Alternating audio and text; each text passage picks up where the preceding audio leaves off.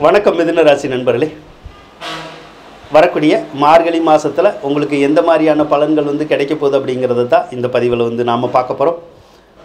முதலாவதாக செவ்வாயை பார்ப்போம். செவ்வாய் 2வது ராசியில் இருக்கிறது நல்லது தான். நீச்சமாக தான் இருக்கார். நீச்சமாக இருந்தாலும் நன்மைகளை அவர் செய்வார். ஏதாவது ஒரு விஷயத்தில் பொருளாதாரத்தை முன்னேற்றி கொடுக்கறதுக்கான வேலைகளை பார்ப்பார். அப்போ காசு பணம் இந்த மாதம் நமக்கு கிடைக்கும்.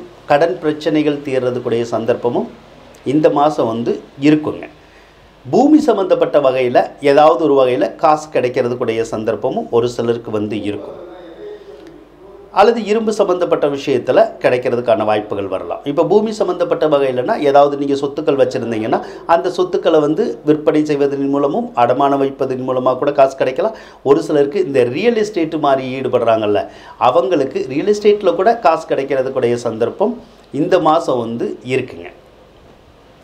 கேது பகவானை பொறுத்தளவுக்கு 4வது ராசியில் தான் இருக்கார். ஒரு சிலருக்கு இட மாற்றங்களை கொடுப்பார். வீடு விட்டு வீடு மாறுறது, ஊர் விட்டு ஊர் மாறுறது, அந்த மாதிரி கொடுப்பார். அதே மாதிரி ஒரு சிலருக்கு தாயாரோட பகைகள் கொடுக்கறது, அல்லது தாயாருக்கு உடல்நல கோளாறுகள் ஏற்படுது இல்லை, அந்த மாதிரியான விஷயத்தை கொடுக்கறதுக்குடைய சந்தர்ப்பங்கள் இருக்குது.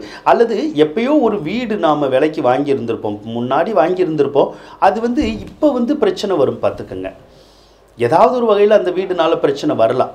ஆனால் பிரச்சனை வந்தாலும் இன்னும் கொஞ்ச நாள் தான் அந்த பிரச்சனை இருக்கும். அதுக்கப்புறம் சுமூகமாக முடிஞ்சிடும், கவலைப்பட தேவையில்லை. புதன் வேற உங்களுக்கு 4ஆம் அதிபதி தான், 6வது இடத்துல தான் இருக்கார். 4ஆம் அதிபதி 6வது இடத்துல இருந்தால் கூட ஒரு சிலரெல்லாம் வீடு விட்டு வீடு மாறுறதுக்கான வாய்ப்புகள் வரும், ஊர் விட்டு ஊர் மாறுறதுக்கான வாய்ப்புகள் வரும். அது நீங்கள் தான் மாறணுங்கிறதுல, உங்கள் வீட்டில் யார் வேணுனாலும் மாறலாம். அதுக்குடைய சந்தர்ப்பங்கள் உங்களுக்கு இருக்கும். அதே மாதிரி அந்த சொத்துக்களை விற்பனை செய்கிறதுக்குடைய யோகம், அடமானம் வைக்கிறதுக்குடைய யோகம், அதுவும் இந்த மாதம் இருக்க தான் செய்யுது. இப்போ நீண்ட காலமாக ஒரு சிலருக்கு சொத்து பத்து விற்கணும்னு ஆசை இருக்கும், விற்க முடியாது. ட்ரை பண்ணிக்கிட்டே இருப்போம், ஏதாவது ஒரு இடைஞ்சல் இருந்திருக்கும். ஆனால் இப்போ விற்கலாம், அதுக்குடைய சந்தர்ப்பம் இருக்குது. புதன் 6ல் இருக்க போது ஒரு சிலருக்கு இந்த சுளுக்கு பிடிப்பு அப்படின்னு சொல்கிறோம்ல, அந்த மாதிரியான ஏதாவது ஒரு நோய் வரலாம். அல்லது இந்த தோலில் ஏதாவது அலர்ஜி வருதில்ல, அந்த மாதிரி வர்றதுக்குடைய சந்தர்ப்பம் ஒரு சிலருக்கு இருக்குங்க. சூரியன் 7வது இடத்துல இருக்குது, நல்லா தான் இருக்குது. திருமணமாகாதவங்களுக்கு திருமண பாக்கியத்தை இந்த மாதம் ஈஸியாக கொடுப்பார். அதனால் திருமணம் ஆகாதவங்க அதுக்கான முயற்சிகள் எடுத்தீங்கன்னா வெற்றி பெறலாம். திருமணம் ஆனவங்களுக்கு கணவன் மனைவிக்குள்ள மட்டும் சிறு கருத்து வேறுபாடு, சிறு சண்டை சச்சரவு நீங்கிறதுக்குடைய வேலையை அந்த சூரியன் செய்வார். உங்களுடைய கணவன் அல்லது மனைவிக்கு அந்த காய்ச்சல், சளி, இருமல் அப்படி சொல்கிறோம்ல, அந்த மாதிரியான விஷயங்கள் ஏதாவது கொஞ்சம் இருக்கும். அதே மாதிரி அவங்க அரசாங்க சம்மந்தப்பட்ட விஷயத்தில் ஏதாவது ஈடுபடுவாங்க. அப்படின்னா கவர்மெண்ட்டில் போய் ஏதாவது ஒரு விஷயத்துக்காக கேட்பாங்க. ஒரு சர்டிஃபிகேட் வாங்குறதுக்கோ அல்லது வேறு எதுக்காவது அவங்க போகிறதுக்குடைய சந்தர்ப்பங்கள் இருக்கும். அப்படி போனாலும் அரசாங்க சம்மந்தப்பட்ட காரியங்கள் அவங்களுக்கு நடக்குங்க. சுக்கிரன் அஷ்டமஸ்தானத்தில் தான் இருக்கார்.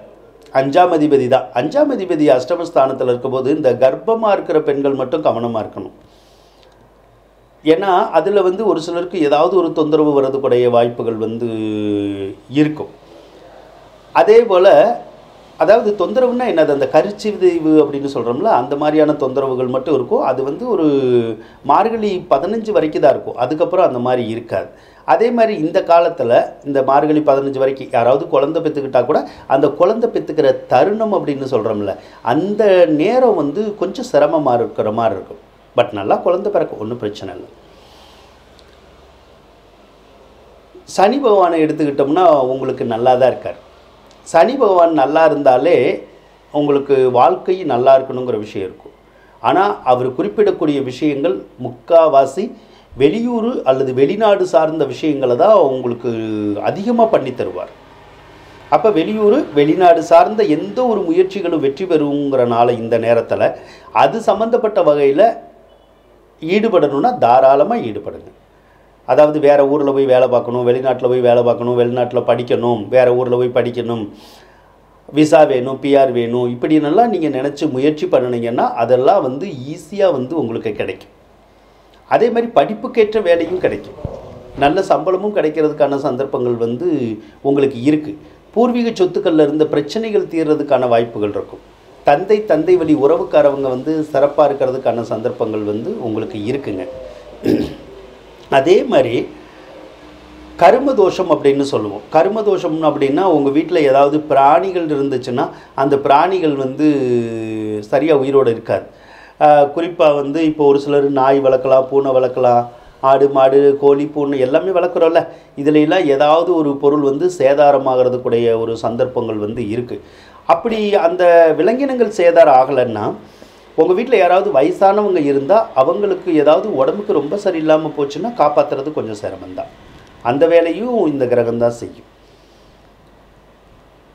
அதே போல் ஒரு சிலர் எங்கேயாவது நம்ம வேலை பார்த்துக்கிட்டு இருப்போம். வேலை பார்க்குறதுல வந்து ஏதாவது ஒரு இடைஞ்சல் இருக்கும், ஏதாவது ஒரு தொந்தரவு இருந்துக்கிட்டே இருக்கும். ஒரு சிலர்லாம் வேலையை விட்டு வெளியே வந்துடணும்னே தோணும், வேறு கம்பெனிக்கு போகணுன்னு தோணும். அப்படி போகணுன்னு நினச்சா தாராளமாக போகலாம். உங்களுக்கு தூர தேசத்தில் வேணாலும் வேலை கிடைக்கும், அல்லது பக்கத்துலேயே வேணும்னாலும் வேலை கிடைக்கிறதுக்குடைய சந்தர்ப்பங்களை அந்த ராகு வந்து கொடுப்பாருங்க. குரு பகவானும் அப்படி தான் 12வது ராசியில் தான் இருக்கார். அவர் குரு 12ல் இருந்தால் கொஞ்சம் செலவுகளை கொடுப்பார். செலவுகளை கொடுப்பாருன்னா தசாபுத்தி நல்லா இருந்தால் நகை நட்டெல்லாம் வாங்கி கொடுப்பாரு. நல்லா நகை நட்டெல்லாம் நல்லா சேரும். அதே மாதிரி ஒரு சிலருக்கு கோயில்னால செலவாகும். அடிக்கடி கோயிலுக்கு போவோம், நேர்த்திக்கடன் செலுத்துவோம், அந்த வேலை வந்து நல்லா நடக்கும். ஒரு சிலருக்கு மட்டும் பேங்க்னால் விரயம் அப்படின்னு வரும். பேங்க்னால் விரயம்னா இப்போ பேங்க்கில் வந்து நம்ம ஏதாவது லோன் வாங்கியிருப்போம், கட்டலைன்னா கட்ட சொல்லி நம்மளை டார்ச்சர் பண்ணுவாங்க. அல்லது கடன் வாங்கியிருந்தால் கடன்காரவங்க வந்து நம்மளை கட்ட சொல்லி டார்ச்சர் பண்ணுவாங்க. ஆனால் கடனை கட்ட முடியும். பேங்க் கடனாக இருந்தாலும் ப்ரைவேட் கடனாக இருந்தாலும் கட்டலாம். கட்டுறதுக்குடைய சந்தர்ப்பங்கள் வந்து உங்களுக்கு வந்து இருக்கும். அதேமாதிரி குழந்தைனால செலவுன்னு வரும். பெற்ற பிள்ளைகள்னால ஏதாவது ஒரு செலவு வரும். ஒரு சிலருக்கு படிப்பு சம்மந்தப்பட்ட வகையில் நிறையா செலவழிக்கலாம். அல்லது பெற்ற பிள்ளைகள் ஒரு சிலர் ஏதாவது கடன் வச்சுட்டு வந்துடுவாங்க. அதை கூட நம்ம கட்டுற மாதிரியான சூழ்நிலைகள் வந்து வரதுக்கூடிய சந்தர்ப்பம் இருக்குது. ஒரு சிலருக்கு மட்டும் கோர்ட்டுனால விரயம்னு வரும். கோர்ட்டுனால விரயம்னா ஏற்கனவே கோர்ட்டு கேஸ் ஏதாவது நடந்துக்கிட்டு இருக்கும், அதனால செலவு வரும். அப்படி இல்லைனாலும் வர மேற்குள்ளே அந்த கோர்ட்டு கேஸ் வந்து ஒரு சிலருக்கு வந்துடும். அதனால் அதில் மட்டும் கொஞ்சம் செலவினங்கள் ஏற்படக்கூடிய சந்தர்ப்பங்கள் மட்டும் இருக்கும். அதே மாதிரி அஷ்டமத்திலேயே அந்த சுக்கிரன் இருக்கார் பாருங்க. அஷ்டமத்தில் சுக்கிரன் இருக்கிறது ஒரு வழியில் நல்லது.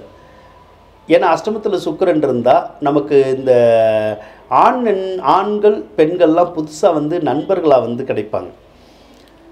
அப்போ அவங்களோட நம்ம பேசுகிறதுக்கு பழகிறதுக்கு எல்லாமே ரொம்ப நல்லா இருக்கும். அவங்களால நல்ல சந்தோஷம், மகிழ்ச்சி, இன்பம் அப்படிலாம் சொல்லுவோம்ல, அந்த மாதிரிலாம் வந்து நல்லா கிடைக்கிறதுக்குடைய ஒரு மாதம்தான் இந்த மாதம் வந்து இருக்கும் உங்களுக்கு. ஆக மிதுன ராசிக்காரவங்களை பொறுத்தளவுக்கு பெருசாக கிரகங்கள் எதுவும் மோசமாக இல்லை, மார்கழியில் நல்லா தான் இருக்குது. அதனால் உங்களுடைய வாழ்க்கையும் இந்த மாதம் சிறப்பாக இருக்கும் அப்படின்னு சொல்லி கூறிக்கொண்டு விடைபெறுகின்றேன். நன்றி, வணக்கம். மிதுன ராசிக்காரவங்களுக்கு இந்த வீடியோ பிடிச்சிருந்தால் லைக் பண்ணுங்கள், ஷேர் பண்ணுங்கள், மறக்காமல் சப்ஸ்கிரைப் பண்ணுங்கள். நன்றி நண்பர்களே.